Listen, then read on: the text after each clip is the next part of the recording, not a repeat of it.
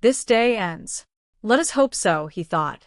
A small bird came toward the skiff from the north. He was a warbler and flying very low over the water. The old man could see that he was very tired. The bird made the stern of the boat and rested there. Then he flew around the old man's head and rested on the line, where he was more comfortable. How old are you? The old man asked the bird. Is this your first trip? 54. The bird looked at him when he spoke. He was too tired even to examine the line, and he teetered on it as his delicate feet gripped it fast. It's steady, the old man told him. It's too steady. You shouldn't be that tired after a windless night. What are birds coming to? The hawks, he thought, that come out to sea to meet them. But he said nothing of this to the bird, who could not understand him anyway, and who would learn about the hawks soon enough. Take a good rest, small bird, he said. Then go in and take your chance like any man or bird or fish. It encouraged him to talk because his back had stiffened in the night, and it hurt truly. Now, stay at my house if you like, bird, he said. I am sorry I cannot hoist the sail and take you in with the small breeze that is rising, but I am with a friend. Just then the fish gave a sudden lurch that pulled the old man down onto the bow and would have pulled him overboard if he had not braced himself and given some line. The bird had flown up when the line jerked, and the old man had not even seen him go. He felt the line 55 carefully with his right hand and noticed his hand was bleeding. Something hurt him then, he said aloud, and pulled back on the line to see if he could turn the fish. But when he was touching the breaking point, he held steady and settled back against the strain of the line. You're feeling it now, fish, he said. And so, God knows, am I. He looked around for the bird now because he would have liked him for company. The bird was gone. You did not stay long, the man thought. But it is rougher where you are going until you make the shore. How did I let the fish cut me with that one quick pull he made? I must be getting very stupid. Or perhaps I was looking at the small bird and thinking of him. Now I will pay attention to my work, and then I must eat the tuna so that I will not have a failure of strength. I wish the boy were here and that I had some salt, he said aloud. Shifting the weight of the line to his left shoulder and kneeling carefully, he washed his hand in the ocean and held it there, submerged, for more than a 56-minute watching the blood trail away and the steady movement of the water against his hand as the boat moved. He has slowed much, he said. The old man would have liked to keep his hand in the salt water longer, but he was afraid of another sudden lurch by the fish, and he stood up and braced himself and held his hand up against the sun. It was only a line burn that had cut his flesh, but it was in the working part of his hand. He knew he would need his hands before this was over, and he did not like to be cut before it started. Now, he said, when his hand had dried, I must eat the small tuna. I can reach him with the gaff and eat him here in comfort. He knelt down and found the tuna under the stem with the gaff and drew it toward him, keeping it clear of the coiled lines. Holding the line with his left shoulder again and bracing on his left hand and arm, he took the tuna off the gaff hook and put the gaff back in place.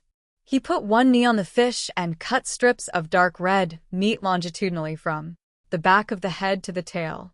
They were wedge-shaped strips, and he cut 57 them from next to the backbone down to the edge of the belly. When he had cut 6 strips, he spread them out on the wood of the bow, wiped his knife on his trousers, and lifted the carcass of the bonito by the tail and dropped it overboard. I don't think I can eat an entire one, he said, and drew his knife across one of the strips. He could feel the steady hard pull of the line, and his left hand was cramped. It drew up tight on the heavy cord, and he looked at it in disgust. What kind of a hand is that? He said. Cramp then if you want. Make yourself into a claw. It will do no good. Come on, he thought, and looked down into the dark water at the slant of the line. Eat it now, and it will strengthen the hand.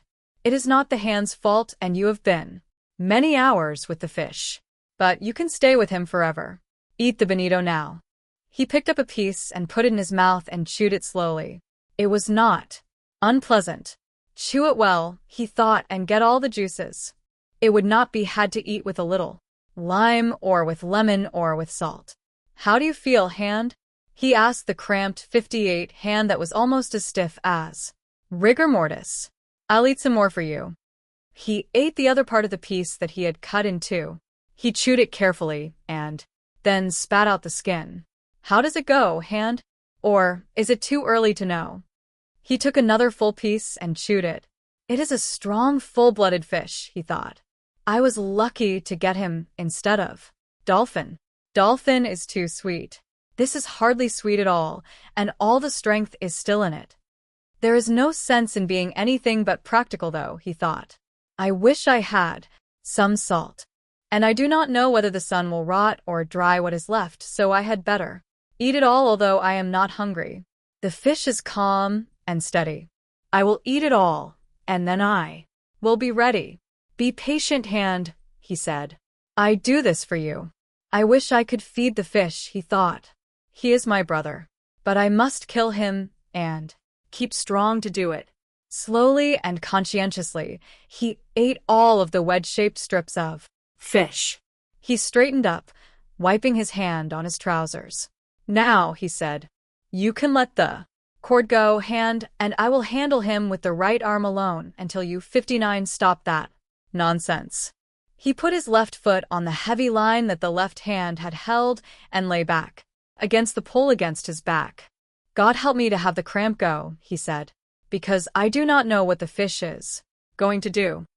But he seems calm, he thought, and following his plan. But what is his plan, he thought. And what is mine? Mine I must improvise to his because of his great size. If he will jump, I can kill him. But he stays down forever. Then I will stay down with him forever. He rubbed the cramped hand against his trousers and tried to gentle the fingers. But it would not open. Maybe it will open with the sun, he thought. Maybe it will open when the strong raw tuna is digested. If I have to have it, I will open it, cost whatever it costs. But I do not want to open it now by force. Let it open by itself and come back of its own. Accord. After all, I abused it much in the night when it was necessary to free and untie the various lines. He looked across the sea and knew how alone he was now. But he could see the prisms in the deep dark water and the lines stretching ahead and the strange undulation of the calm. The clouds were building up now for the trade wind, and he looked ahead and saw a 60 flight of wild ducks etching themselves against the sky over the water, then blurring, then etching again, and he knew no man was ever alone on the sea. He thought of how some men feared being out of sight of land in a small bore, and knew they were right in the months of sudden bad weather.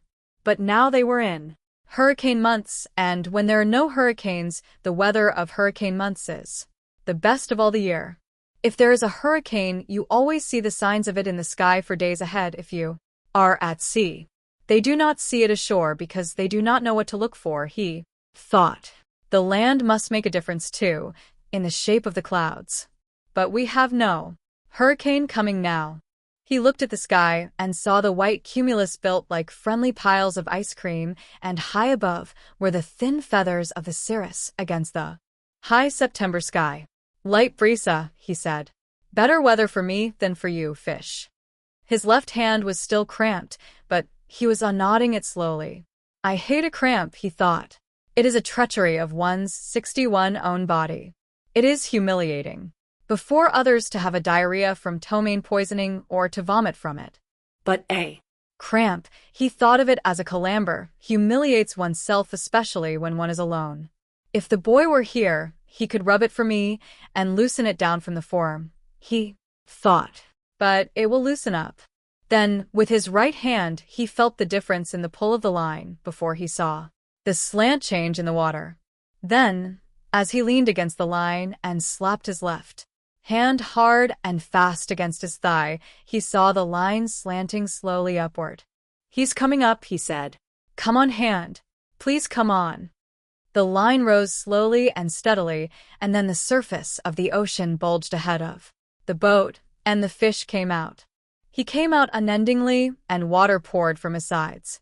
He was bright in the sun, and his head and back were dark purple, and in the sun the stripes on his sides showed wide, and a light lavender.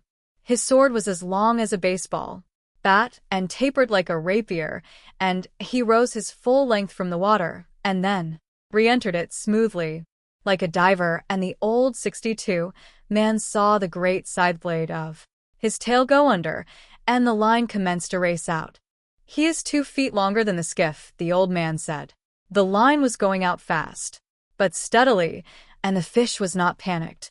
The old man was trying with both hands to keep the line just inside of breaking strength. He knew that if he could not slow the fish, with a steady pressure the fish could take out all the line and break it. "He is a great fish, and I must convince him," he thought. "I must never let him learn his strength, nor what he could do if he made his run. If I were him, I would put in everything now and go until something broke. But, thank God, they are not as intelligent as we who kill them, although they are more noble and more able." The old man had seen many great fish. He had seen many that weighed more than 1,000 pounds, and he had caught 2 of that size in his life, but never alone. Now, alone and out of sight of land, he was fast to the biggest fish that he had ever seen, and bigger than he had ever heard of. And his left hand was still as tight as the gripped claws of an eagle. 63. It will uncramp though, he thought. It is unworthy of it to be cramped. The fish had slowed again, and was going at his usual pace. I wonder why he jumped, the old man thought. He jumped almost as though to show me how big he was. I know now, anyway, he thought. I wish I could show him what sort of man I am. But then he would see the cramped hand. Let him think I am more man than I am, and I will be so. I wish I was the fish, he thought, with everything he has, against only my will and my intelligence. He settled comfortably against the wood and took his suffering as it came, and the fish swam steadily, and the boat moved slowly through the dark water. There was a small sea rising with the wind coming up from the east, and at noon the old man's left hand was uncramped. Bad news for you, fish, he said, and shifted the line over the sacks that covered his shoulders. He was comfortable but suffering, although he did not admit the suffering at all. I am not religious, he said, but I will say 10 Our 64 Fathers and 10 Hail Marys, that I should catch this fish. And I promise to make a pilgrimage to the Virgin of Cabra if I catch him. That is a promise. He commenced to say his prayers mechanically. Sometimes he would be so tired that he could not remember the prayer, and then he would say them fast so that they would come automatically. Hail Marys are easier to say than Our Fathers, he thought. Hail Mary, full of grace, the Lord is with thee. Blessed art thou among women, and blessed is the fruit of thy womb, Jesus. Holy Mary, Mother of God, pray for us sinners, now and at the hour of our death. Amen.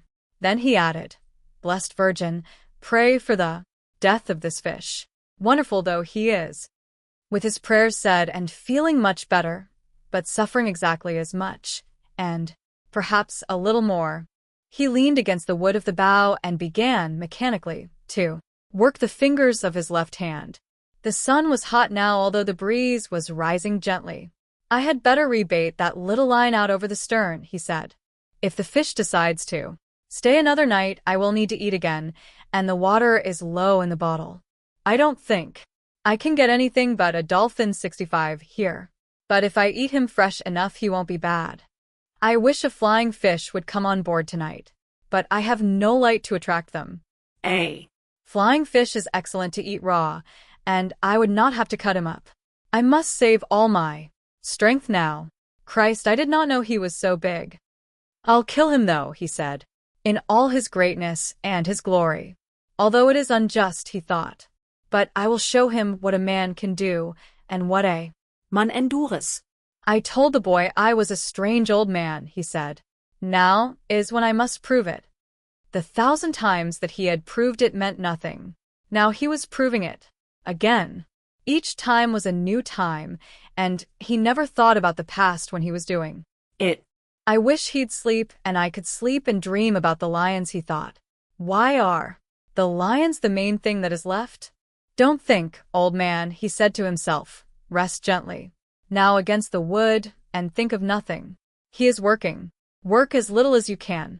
It was getting into the afternoon, and the boat still moved slowly and steadily. But there was an added drag now from the easterly breeze, and the old man 66 rowed gently with a small sea, and the hurt of the cord across his back came to him easily and smoothly. Once in the afternoon the line started to rise again, but the fish only continued to swim at a slightly higher level. The sun was on the old man's left arm and shoulder, and on his back, so he knew the fish had turned east of north. Now that he had seen him once, he could picture the fish swimming in the water, with his purple pectoral fins set wide as wings, and the great erect tail slicing through the dark. I wonder how much he sees at that depth, the old man thought. His eye is huge, and a horse, with much less eye, can see in the dark. Once I could see quite well in the dark. Not in the absolute dark, but almost as a cat sees. The sun, and his steady movement of his fingers had uncramped his left hand now completely, and he began to shift more of the strain to it, and he shrugged the muscles of his back to shift the hurt of the cord a little. If you're not tired, fish, he said aloud, you must be very strange. He felt very tired now, and he knew the night would come soon, and he tried to think of other things. He thought of the big leagues. To him they were the grand 67 Ligas, and he knew that the Yankees of New York were playing the Tigres of Detroit. This is the second day now that I do not know the result of the Juegos, he thought. But I must have confidence, and I must be worthy of the great DiMaggio, who does all things perfectly even with the pain of the bone spur in his heel. What is a bone spur? He asked himself. Una espuela de hueso. We do not have them. Can it be as painful as the spur of a fighting cock in one's heel? I do not think I could endure that, or the loss of the eye, and of both eyes, and continue to fight as the fighting cocks do. Man is not much beside the great birds and beasts. Still I would rather be that beast down there in the darkness of the sea. Unless sharks come, he said aloud. If sharks come, God pity him and me. Do you believe the great DiMaggio would stay with a fish as long as I will stay with this one? He thought. I am sure he would, and more since he is young and strong. Also his father was a fisherman. But would the bone spur hurt him too much? I do not know, he said aloud. I never had a bone spur. As the sun set he remembered, to give himself more 68 confidence, the time in the tavern at Casablanca when he had played the hand game with the great Negro from Cienfuegos, who was the strongest man on the docks. They had gone one day and one night with their elbows on a chalk line on the table and their forearms straight up and their hands gripped tight. Each one was trying to force the other's hand down onto the table. There was much betting, and people went in and out of the room under the kerosene lights, and he had looked at the arm and hand of the Negro, and at the Negro's face. They changed the referees every 4 hours after the first 8, so that the referees could sleep.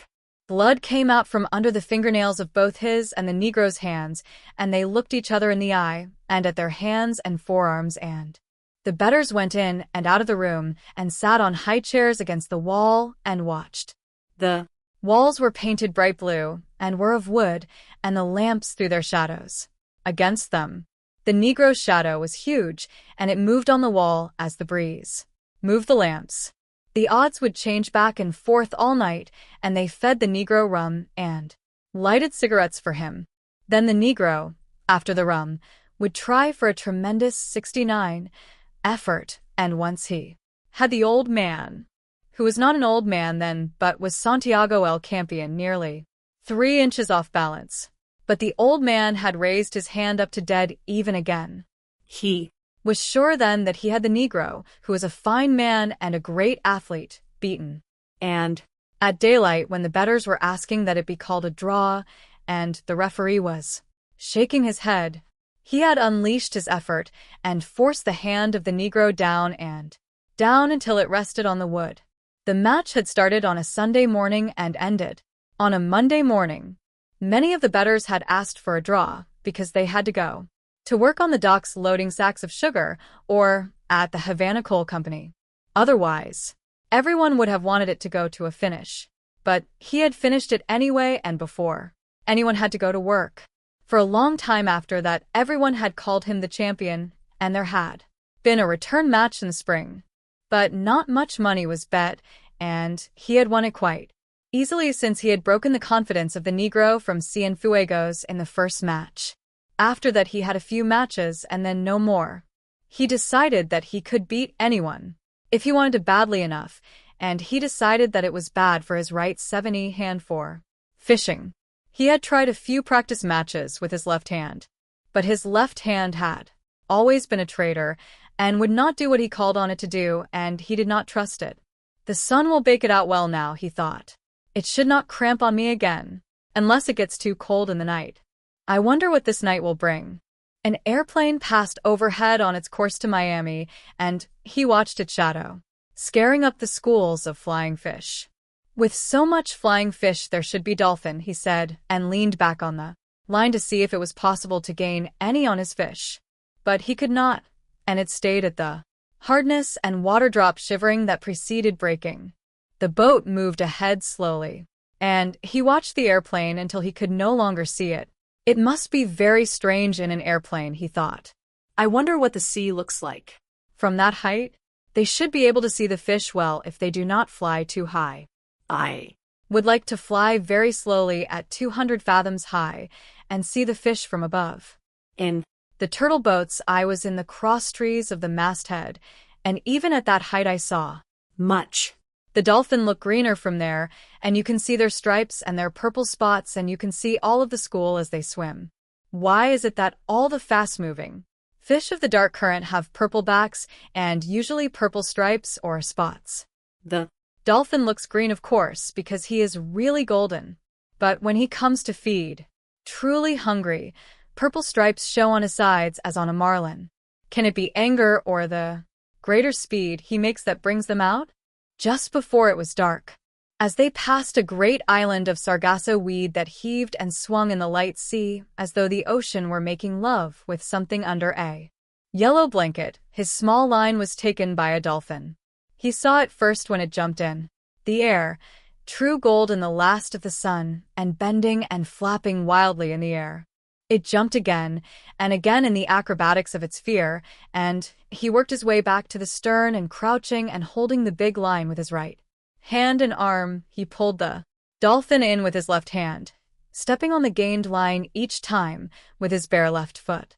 When the fish was at the stem, plunging and cutting from side to side in desperation, the old man leaned over the stern and lifted the burnished gold fish with its purple spots over the stem. Its jaws were working convulsively in quick bites against 72 the hook, and it pounded the bottom of the skiff with its long flat body, its tail, and its head until he clubbed it across the shining golden head until it shivered and was still. The old man unhooked the fish, rebaited the line with another sardine, and tossed it over. Then he worked his way slowly back to the bow. He washed his left hand and wiped it on his trousers. Then he shifted the heavy line from his right hand to his left and washed his right hand in the sea while he watched the sun go into the ocean and the slant of the big cord. He hasn't changed at all, he said. But watching the movement of the water against his hand, he noted that it was perceptibly slower. I'll lash the 2 oars together across the stern, and that will slow him in the night, he said. He's good for the night, and so am I.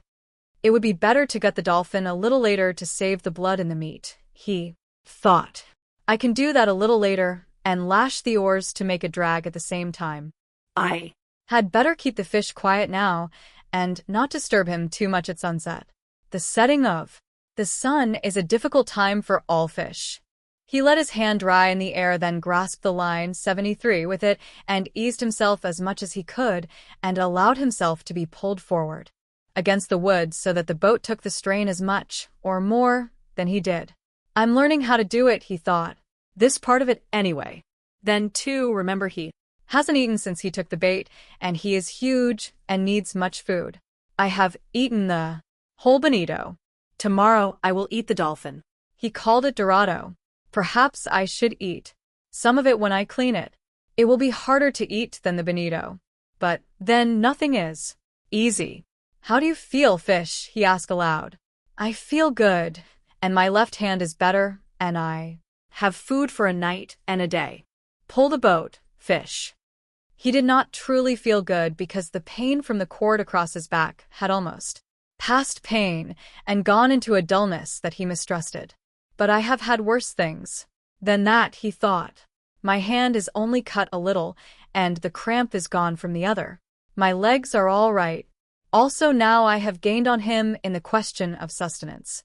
It was dark now, as it becomes dark quickly after the sun sets in September. He lay against the worn wood of the bow and rested all that he could. The first stars, 74, were out. He did not know the name of Rigel, but he saw it and knew soon they would all be out, and he would have all his distant friends.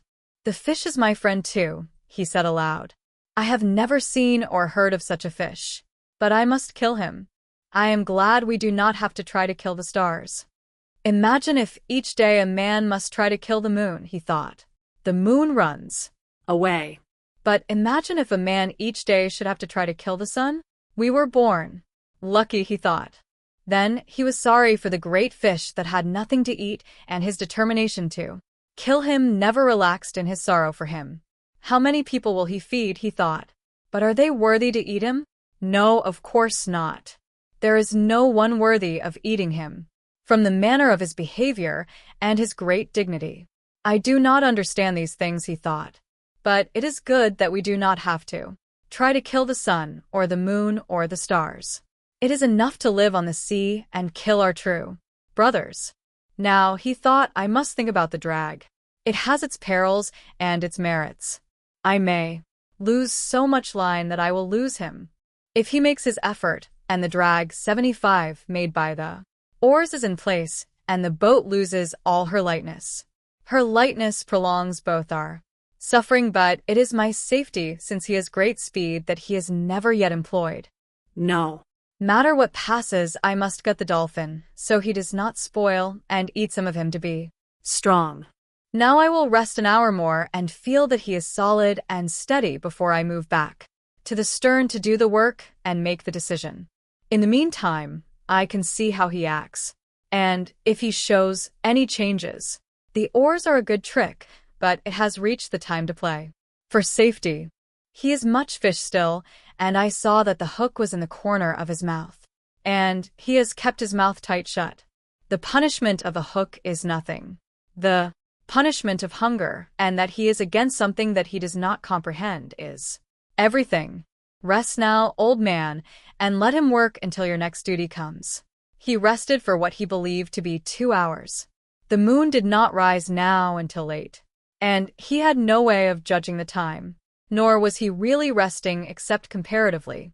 He was still bearing the pull of the fish across his shoulders, but he placed his left hand on the 76 gunwale of the bow and confided more and more of the resistance to the fish to the skiff itself. How simple it would be if I could make the line fast, he thought. But with one small lurch he could break it. I must cushion the pull of the line with my body and at all times be ready to give line with both hands. But you have not slept yet, old man, he said aloud. It is half a day and a night, and now another day, and you have not slept.